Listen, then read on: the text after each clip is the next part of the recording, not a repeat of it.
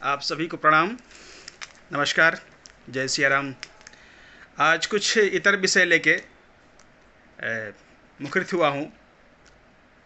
आखिर भगवान बुद्ध का जो चचेरा भाई था देवव्रत, भगवान बुद्ध को दंडित करने के लिए, उनकी हत्या करने के लिए निरंतर प्रयासरत था, जबकि भगवान बुद्ध से दूर दूर तक किसी स्तर पे कोई संबंध नहीं था।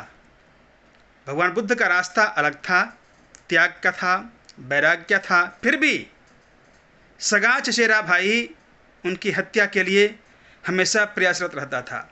कभी हाथी भेजता था उनको मारने के लिए, जो कि नशे की हाल में होते थे भगवान बुद्ध के पास। कभी ध्यान की अवस्था में ऊंचे पहाड़ों से पत्थरों को फेंकता था। वो ये होता कैसे है? क्यों किसी को किसी तकलीफ होती है, जबकि रास्ता अलग है उसका उसका जीवन का सिद्धांत अलग है। जैसे मैं इस चैम्बर में बैठता हूँ, शांत प्रिय आदमी, फाइल पढ़ना, गीता पढ़ना, लेकिन सिगरेट पीते हैं मेरे सामने, सिगरेट पीते हैं सब। क्यों? वही भगवान बुद्ध वाली बात। उनको परमात्मा ने यह दायित्व दिया कि इसको परेशान करो, तुम जाके सिगरेट पियो। ये आपको चुना गया है इस काम के लिए, क्योंकि आपके अंदर वो बीज पड़ा हुआ है। उस बीज को पनपाने काम परमात्मा कर रहा है। आपके अंदर ईर्ष्या है, द्वेष है, दुष्ट वृत्ति है, तो परमात्मा उसका इस्तेमाल कर रहा है। तुम सिगरेट पियो सामने इसके, क्योंकि इसको दुख होगा, पीड़ा होगी, कष्ट होगा, और उसमें आपको सुख मिलेगा। उस पूरी गतिविधि से आपको आनंद मिलेगा। दूसरों को दुख देने में, पीड़ा देने में, तिरस्कार करने में आपको आनंद मिलेगा, क्योंकि आपकी वृत्ति है, ये आपका स्वभाव है। ये एक एग्जाम्पल दूं आपको।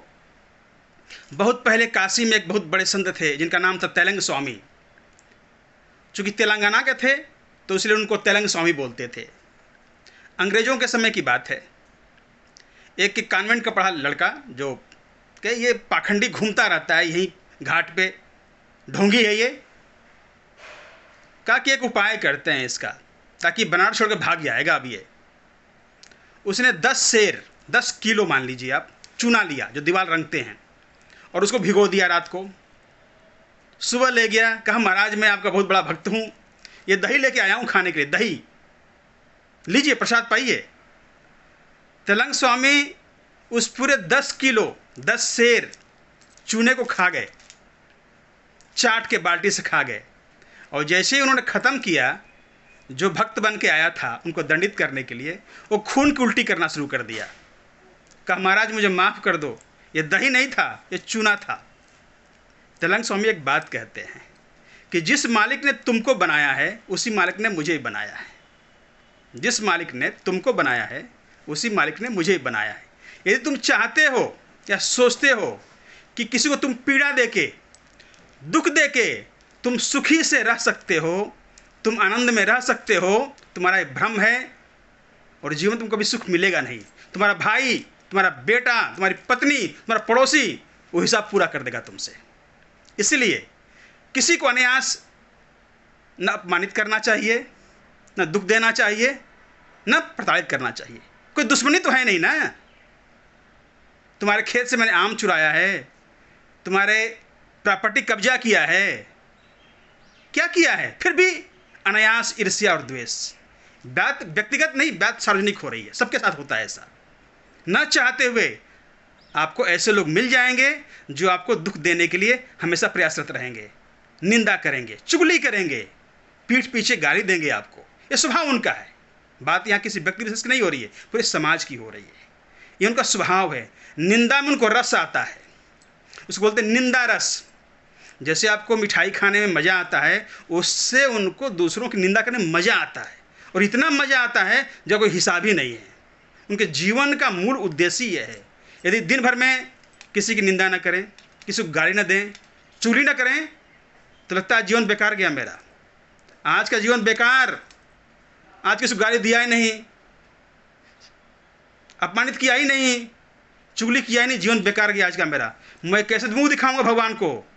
आज तो मैंने कुछ किया ही नहीं है। जिस दिन कर लेता है उस दिन माता आज गोल्ड मेडल मेरे पास आ गया है, आज पूरा हो गया कोर्स मेरा, खूब रगड़ा हूँ उसको, आज मज़ा आ गया, आज 2 बियर पीऊँगा, 3 बियर पीऊँगा, आज मज़ा है मेरे पास।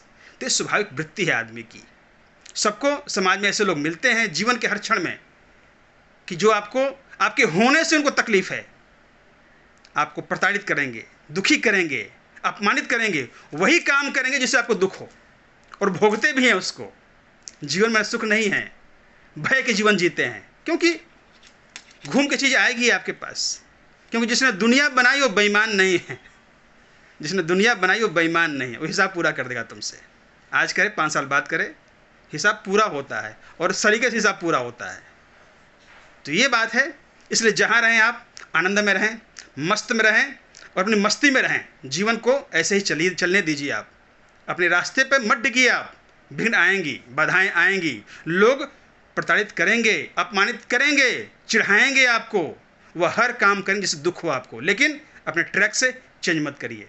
परमात्मा भी हिसाब करेगा, और देखेंगे आप उनकी गति क्या होने वाली है, क्या होती है। ये जीवन